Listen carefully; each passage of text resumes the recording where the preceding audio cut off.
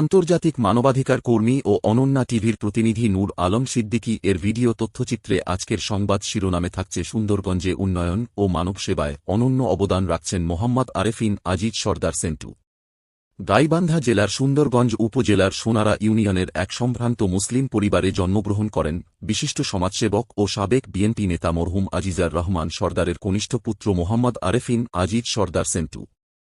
রাজনৈতিক ঐতিহ্যবাহী পরিবারে জন্ম নেওয়া এই গুণী মানুষটি বর্তমানে বাংলাদেশ জাতীয়তাবাদী দল বিএনপির একনিষ্ঠ সদস্য হিসেবে দায়িত্ব পালন করছেন।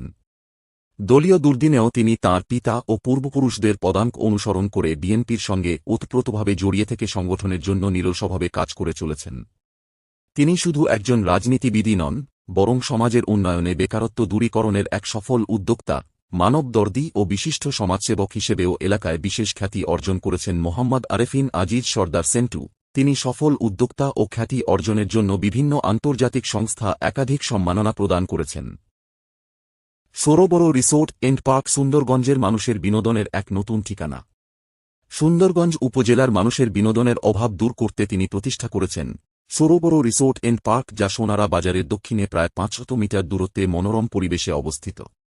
আধুনিক জাপানি প্রযুক্তিতে নির্মিত এই পার্কটি মনোরম প্রাকৃতিক পরিবেশে নির্মিত হয়েছে এবং এটি ইতোমধ্যেই সুন্দরগঞ্জ এলাকার মানুষের কাছে একটি জনপ্রিয় বিনোদন কেন্দ্র হিসেবে পরিচিতি পেয়েছে।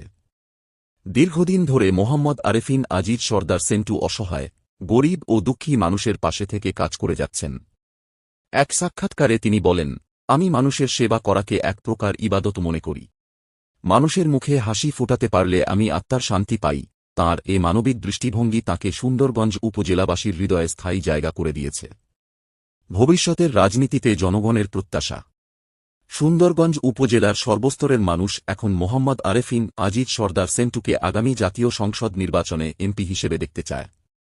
তিনি উপজেলার প্রতিটি মানুষের সুখ দুঃখের অংশীদার হয়ে উঠেছেন।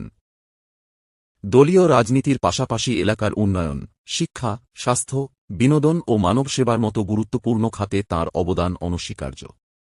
এমন একজন ত্যাগী, আদর্শবান ও জনদর্দী মানুষ সুন্দরগঞ্জের রাজনৈতিক অঙ্গনে ভবিষ্যতে আরও গুরুত্বপূর্ণ ভূমিকা রাখবেন বলে আশা করছে অত্র সুন্দরগঞ্জের সর্বস্তরের জনগণ।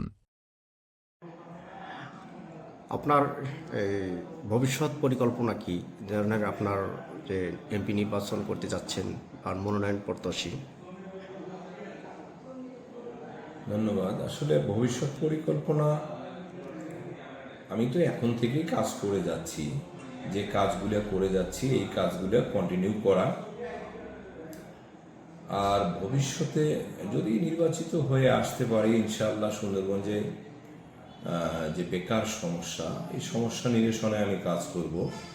যেমন আমি একটা আইটি প্রতিষ্ঠানের উদ্যোক্তা আছি এবং এই প্রতিষ্ঠানকে সম্প্রসারিত করে যাতে ইউনিয়ন পর্যায়ে একটা করে অফিস করা যায় এবং ওই সমস্ত ইউনিয়নের বেকার যুবকরা তাদের কাজের মাধ্যমে স্বাবলম্বী হতে পারে। তাছাড়া রাস্তাঘাট সহ যাবতীয় যে সমস্ত আমাদের এখানে উপজেলার মধ্যে শূন্যতা আছে, এই জিনিসগুলো পূরণে ভূমিকা পালন করব আশা করি। এবং বিদেশ যাওয়ার ক্ষেত্রে অনেকে আমাদের যুবকরা বিদেশে চলে যায়, গিয়ে প্রতারিত হয়। এটা যাতে হতে না পারে, এখানে যাতে এই সমস্ত যুব সমাজ টেকনিক্যালি শিখে স্কিল হয়ে বিদেশ যেতে পারে এবং বৈদেশিক মুদ্রা অর্জনে গুরুত্বপূর্ণ ভূমিকা পালন করতে পারে। এ ব্যাপারে আমি বলিষ্ঠ ভূমিকা রাখবো, যাতে কেউ প্রতারিত না হয় এবং ভালোভাবে বিদেশ গিয়ে তারা কাজের মাধ্যমে স্বাবলম্বী হতে পারে।